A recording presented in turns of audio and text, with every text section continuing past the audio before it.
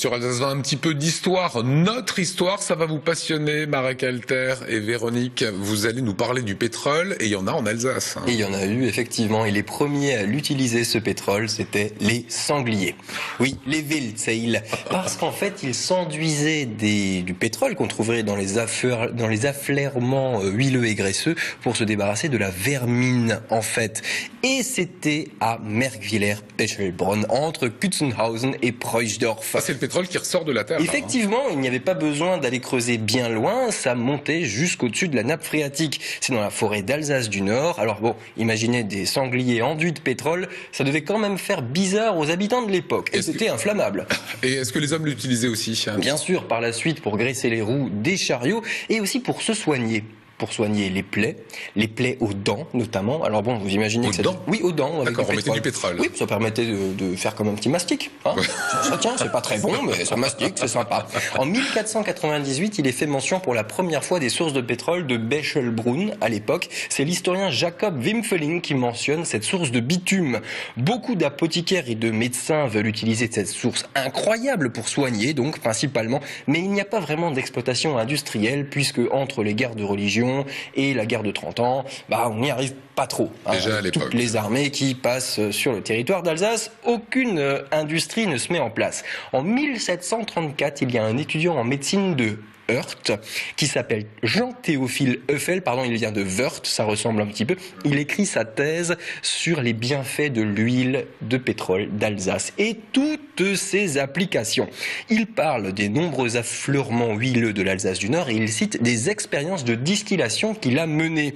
Par distillation, il met au point, sans le savoir encore, le pétrole lampant qui sera utilisé un siècle plus tard pour l'éclairage. Alors il faut savoir que le premier gisement de pétrole exploité au monde, c'était en Alsace. À Merkwiller-Pechelbronn. En 1735, Jean Damascène d'Erinis, qui est un noble, ça s'entend, il obtient une concession de Louis XV, le roi, et donc il va exploiter ce pétrole, mais pas avec des derricks, comme on a l'habitude de le voir, non, avec carrément des galeries creusées dans la terre, avec des galeries à ciel ouvert. C'est un pétrole qui est un peu liquide, en fait, qui est un peu solide, pardon, il faut presque le chauffer. Il faut un peu le chauffer, c'est pas celui qu'on va voir jaillir des derricks au Moyen-Orient. C'est pas tout à fait le même, mais c'est le premier au monde, et ça c'est important.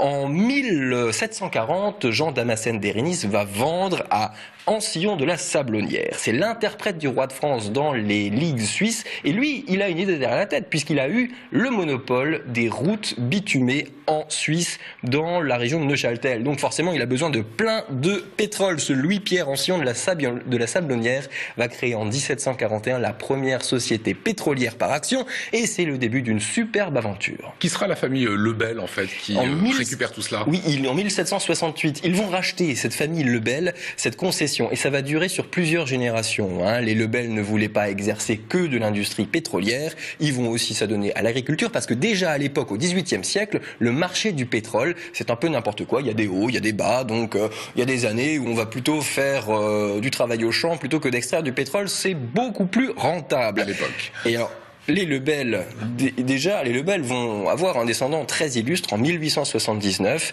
il y a l'éminent savant Joseph Achille Lebel. C'est le 4e de la génération. Il travaillait dans son laboratoire à Paris et il a fait des expériences pratiques et extrêmement intéressante dans l'entreprise familiale. Il a introduit le premier forage mécanique, ce qui a permis de découvrir des gisements d'huile légère accompagnés de gaz. Donc c'est le fondateur finalement de la chimie organique moderne, Joseph Achille Lebel, un chimiste devenu de renommée mondiale. Et il y a une entreprise qu'on a tous entendue ou connue, c'est l'entreprise Antar qui va se créer. Et oui, en 1927, un petit peu plus tard, la Société des huiles Antar, la SHA, elle est constituée afin de distribuer des lubrifiants qui ont été fabriqués à Pechelbronn. Les frères Schlumberger, d'ailleurs, les très célèbres, vont participer et vont réaliser une première mondiale sur le site.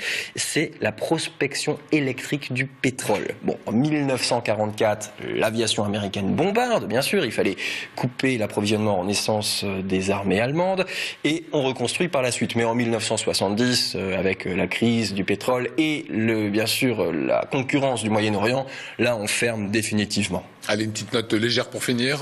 Au début du siècle, un marchand ambulant se baladait autour de Merguilaire-Pechelbronn. C'est en alsacien, c'est le Korisch Schmiermann. On le voit ici, un personnage vraiment symbolique qui poussait sa brouette chargée d'un fût en bois.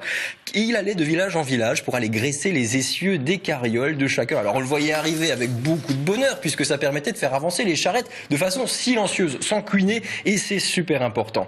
Aujourd'hui, un musée national et visible est à visiter. C'est le musée national du pétrole de Merguilaire-Pechelbronn que vous voyez ici. Il est captivant, il y a plein d'écoles qui viennent de toute la France pour le visiter. Alors pourquoi pas vous? Le pétrole en Alsace, comment, pourquoi, ce qu'on y fait à travers les âges, c'est à Merguilaire-Pechelbronn. Voilà, vous aurez appris plein de choses sur notre région. Ouais, tout à fait.